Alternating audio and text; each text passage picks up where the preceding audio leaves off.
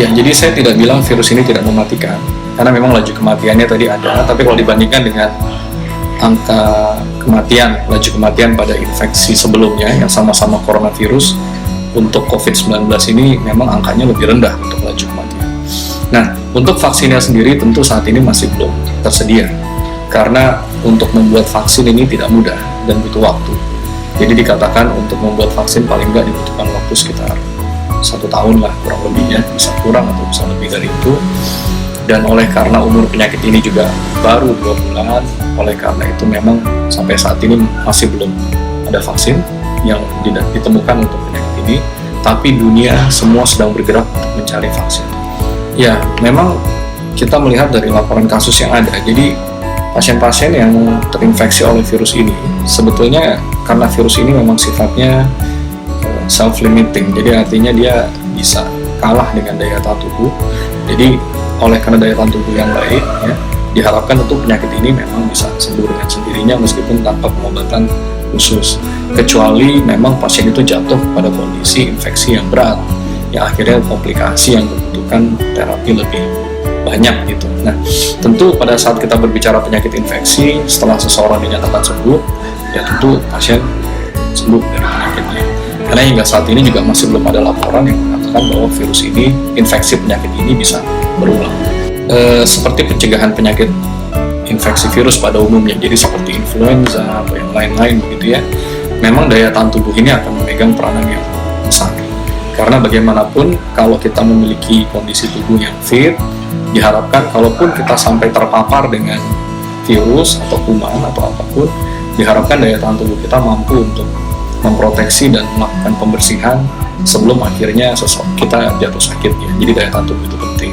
Dan untuk menjaga daya tahan tubuh itu tentu prinsip kesehatan pada umumnya dengan menjaga pola makan yang baik ya, kemudian makan buah-buahan, tentu istirahat yang cukup juga sangat diperlukan, dan kemudian sedapat mungkin tentu ya kita jangan memaparkan diri kita dengan tempat-tempat yang berisiko gitu. Jadi misalnya seperti saat ini memang tidak ada anjuran untuk tidak bepergian kemana-mana, tapi manakala memang kita bisa untuk tidak pergi karena memang tidak ada hal yang terlalu penting, tentu sebaiknya kita menghindari kunjungan.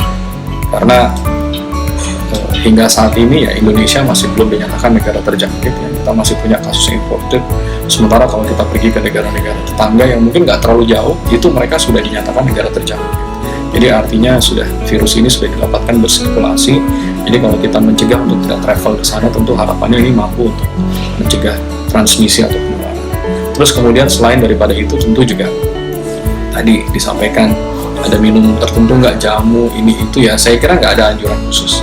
Pada prinsipnya menjaga pola hidup sehat, makan buah-buahan yang cukup, ya istirahat itu saya kira sudah cukup. Jadi memang kita waspada itu beda dengan panik. Kalau waspada berarti kita mencoba mengerti dan mencoba memahami apa yang kita hadapi dan mampu menentukan sikap-sikap penting yang akan kita lakukan. Tapi kalau kita panik, itu kita akan melakukan hal-hal yang jadinya jatuhnya irasional, yang seharusnya nggak perlu jadi dikerjakan gitu, karena kita udah nggak bisa berpikir logis. Nah tentu harapannya adalah waspada, tapi bukan panik ya. Dan masker memang bermanfaat untuk mencegah penularan, tapi bukan berarti pada saat kita tidak ada faktor risiko kemudian kita pakai masker gitu. Yang saya maksud faktor risiko misalnya kita tidak terpapar dengan pasien yang dicurigai, atau kita tidak berada di lingkungan yang memang banyak orang sakitnya begitu, mungkin masker ya relatif jadi sebetulnya mungkin nggak terlalu diperlukan, apalagi kalau kita sehat. Tapi kalau seorang pengen pakai masker untuk jaga-jaga, itu hak dia. Itu yang pertama. Terus yang kedua sebetulnya yang juga nggak kalah pentingnya adalah melakukan cuci tangan. Ya tadi saya sudah sampaikan metode penularannya bisa juga melalui kontak, jadi dengan menyentuh permukaan, dia juga kemudian menyentuh hidung mulutnya gitu, akhirnya dia bisa tertular di situ. Tentu dengan kita melakukan cuci tangan yang sesuai dengan anjuran dan sesering mungkin ya, frequent, itu mudah-mudahan dapat menurunkan kuman-kuman yang menempel di permukaan tangan kita, sehingga risiko untuk terjadi penularan melalui kontak ini bisa ditekan, dan itu juga penting sekali untuk diperhatikan. Mungkin kita pertama konfirmasi dari sumbernya, apakah sumber ini terpercaya. Jangan terlalu cepat meneruskan informasi yang kita masih belum tahu kebenarannya, karena tindakan seperti ini tentu akan berisiko untuk menimbulkan keresahan dan kepanikan, karena tidak jarang berita-berita juga tidak teruji juga kebenarannya gitu ya. Dan apabila kita melakukan hal itu, tentu kita jadi ikut menyebarkan berita yang tidak benar, dan saya kira ini hal yang kurang baik. Jadi kita updating dengan situasi, pelajari informasi kita, pelajari sumbernya, apakah memang sumber yang terpercaya. Kalau memang betul itu sumber yang terpercaya, mungkin kita pelajari lagi kira-kira apa yang bisa kita ambil intisari dari informasi itu gitu, dan kemudian kita mencoba menerapkan dalam kehidupan kita sehari-hari dalam bentuk kewaspadaan, bukan dalam bentuk kepanikan. Karena kalau kita waspada, kita akan selalu siaga dan berupaya untuk tahu apa yang harus dikerjakan. Tapi kalau kita panik, ya tentu semuanya akan menjadi tidak logis dan tidak rasional.